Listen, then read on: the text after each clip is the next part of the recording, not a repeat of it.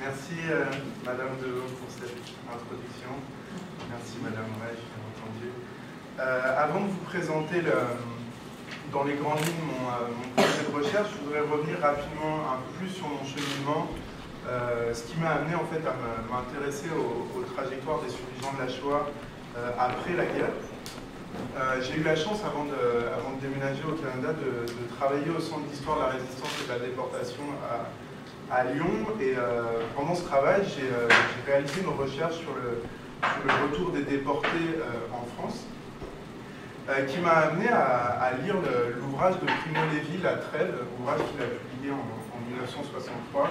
Lecture absolument fascinante où il raconte son périple de plus de 9 mois à sa libération d'Auschwitz, son retour chez lui à Turin. Donc pendant ces 9 mois, il va passer en URSS, en Roumanie, en Hongrie, en Tchécoslovaquie, en Autriche, en Allemagne et finalement en Italie.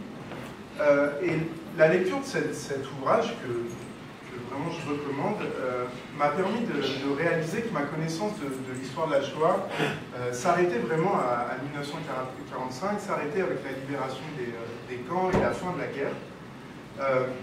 Je savais bien sûr que certains survivants étaient restés dans leur pays, d'autres avaient rejoint bien entendu Israël, certains aussi les États-Unis, mais je ne savais absolument pas comment. D'autant plus pour les plus jeunes d'entre eux, les enfants juifs cachés et ceux plus rares qui avaient survécu, enfants et adolescents, au camp de concentration. Donc pendant mes premières années de recherche, pendant mon master que j'ai effectué à Montréal et à Bruxelles, j'ai travaillé sur la prise en charge d'orphelins de la Shoah par deux organisations en Belgique et en France. L'une d'entre elles étant une organisation que j'en suis sûr certains d'entre vous connaissent, l'œuvre de secours aux enfants, qui a une histoire très strasbourgeoise. Et pendant mon doctorat, je me suis intéressé un peu moins au travail des organisations juives, mais j'ai essayé de me recentrer sur les trajectoires des enfants survivants eux-mêmes. Et j'ai travaillé sur les parcours d'après-guerre d'orphelins de la Shoah, principalement originaires d'Europe de l'Est, qui ont immigré au Canada à la fin des années 40.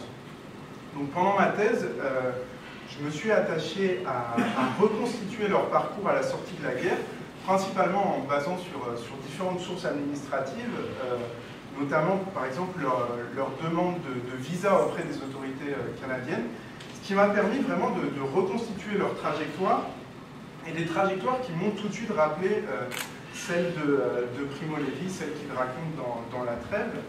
Pour vous donner un exemple, Jacob, donc l'un des orphelins sur lesquels j'ai travaillé, né en Roumanie, à Tchernoti, donc une ville qui est aujourd'hui à l'ouest de l'Ukraine.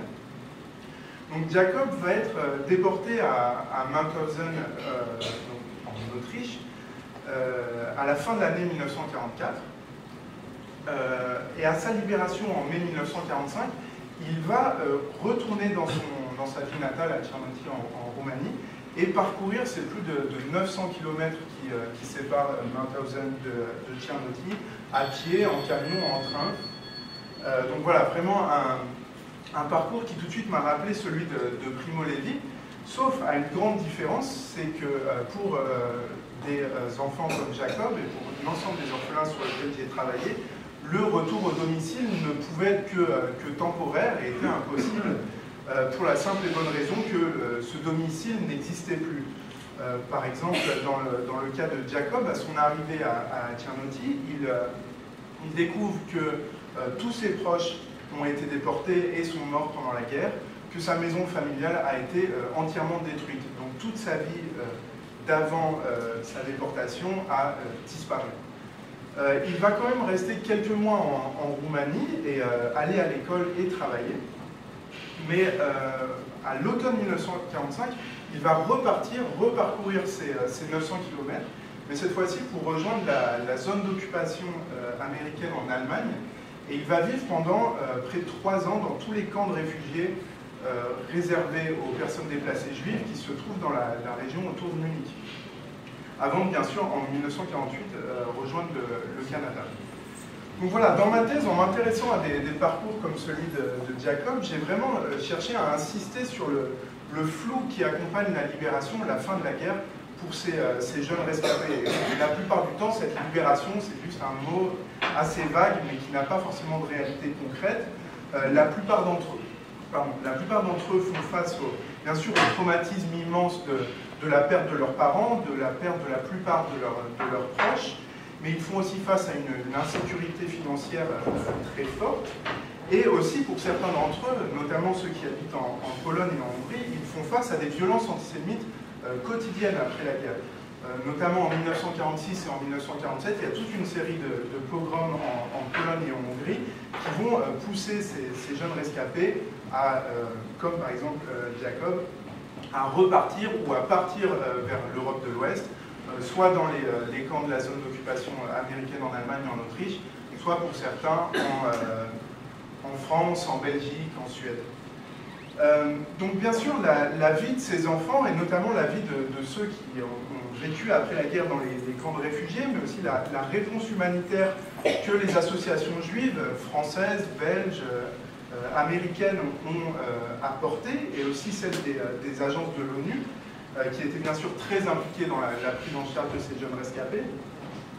Donc voilà, en faisant ressortir tout ça dans ma thèse, les parallèles avec l'actualité sont bien sûr nombreux, et c'est cette recherche que j'aimerais poursuivre dans le cadre de ces 2 années, donc soutenues par la Fondation Claude Lévy, avec 2 principaux objectifs. Le premier étant d'étendre le cadre géographique de ma recherche, donc d'étudier pas seulement ces enfants d'Europe de l'Est qui ont rejoint le Canada, ce qui n'est qu'un cas de figure parmi d'autres, mais aussi travailler sur ceux qui sont restés en France et ceux qui sont partis en Angleterre. Donc voilà, 2 autres cas de figure qui, je pense, vont être très intéressants mis en dialogue pour vraiment saisir les expériences de ces jeunes rescapés dans leur pleine diversité et vraiment écrire une histoire européenne et internationale des enfants survivants de la Shoah. Le deuxième objectif de cette recherche, c'est de combler ce qui, je pense, représente la principale lacune de ma thèse, c'est l'absence d'entretien avec les survivants eux-mêmes.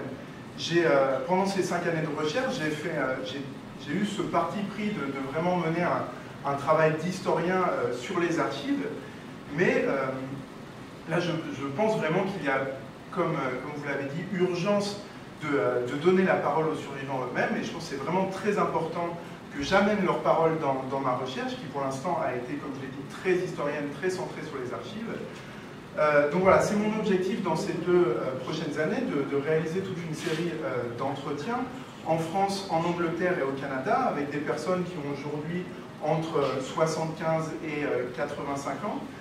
Pour certains, pour les plus jeunes, certains ayant déjà témoigné devant des écoles, dans le cadre de projets d'histoire, mais pour avoir écouté certains de leurs témoignages, presque aucun n'ont parlé de cette période de l'après-guerre, de leur sortie de la guerre, peut-être parce que les historiens, mais aussi les survivants eux-mêmes, ont jugé que cette période était moins intéressante, moins pertinente que leur expérience de la persécution ou alors de leur situation actuelle. D'autres survivants encore que j'espère pouvoir bientôt interviewer n'ont jamais parlé en dehors de leur famille. C'est par exemple le cas de 2 sœurs belges, Elena et Rosa, que j'ai rencontrées à Montréal, qui ont passé la guerre cachée en Belgique dans un couvent et ont passé les 3 premières années de l'après-guerre dans une des nombreuses maisons d'enfants qui se trouvaient dans la banlieue de Bruxelles, donc des maisons d'enfants qui étaient gérées par l'aide aux Israélites victimes de la guerre. Donc je pense vraiment qu'en réalisant ces entretiens vont venir compléter et se croiser avec le travail en archives que j'ai mené pendant ma thèse, et vont vraiment me permettre à la fois de mieux comprendre les parcours individuels, parce que bien sûr la reconstitution de ces parcours que j'ai pu faire à partir des archives est, je pense, intéressante, mais il est difficile avec les seules archives de saisir les motivations qui expliquent ces parcours. Par exemple, dans le cas de Elena et Rosa, pourquoi ont-elles choisi de partir au Canada et pas en Israël, aux États-Unis, pourquoi n'ont-elles pas choisi de rester en Belgique?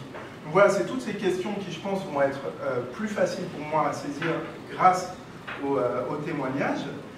Mais bien sûr aussi, ces témoignages vont me permettre d'en apprendre plus sur les souvenirs et la perception que se font les survivants eux-mêmes de cette période, qui a été vraiment très différente selon le pays où ils se trouvaient.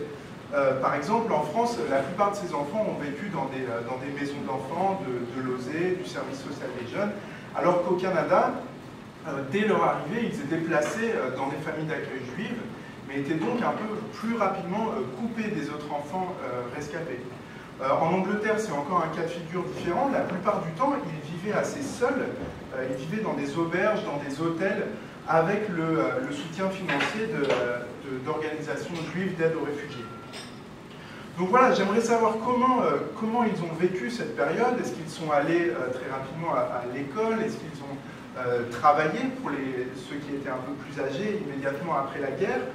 Quel était leur rapport avec les autres enfants rescapés, pour ceux qui justement vivaient dans des maisons d'enfants? Pouvaient-ils facilement parler de leur expérience de la guerre et de la persécution, à la fois avec les autres enfants, mais aussi avec bien sûr les adultes, le personnel éducatif qui les accompagnait? Pour ceux qui sont partis, surtout au Canada, mais aussi en Angleterre, comment ont-ils vécu leur migration? Comment ont-ils vécu ce départ de l'Europe? Donc voilà, c'est tout cet ensemble de questionnements qui, je pense, va me permettre de mettre au jour un moment de l'histoire de la Shoah qui reste encore aujourd'hui assez méconnu et qui est pourtant une période absolument fascinante et vraiment déterminante pour comprendre ce que sont devenus les survivants, mais aussi qui apporte, je pense, des pistes de réflexion pertinentes sur des problématiques plus contemporaines, sur des questions de migration, d'accueil de réfugiés, d'aide à l'enfance. Donc voilà, c'est pour ça que je suis vraiment très reconnaissant envers la Fondation Claude Lévy, sa présidente, Madame Reich, et l'ensemble du comité scientifique d'avoir accepté de soutenir mon projet, qui, j'en suis sûr, va grandement contribuer à la mission de mémoire et d'histoire de la Fondation. Merci.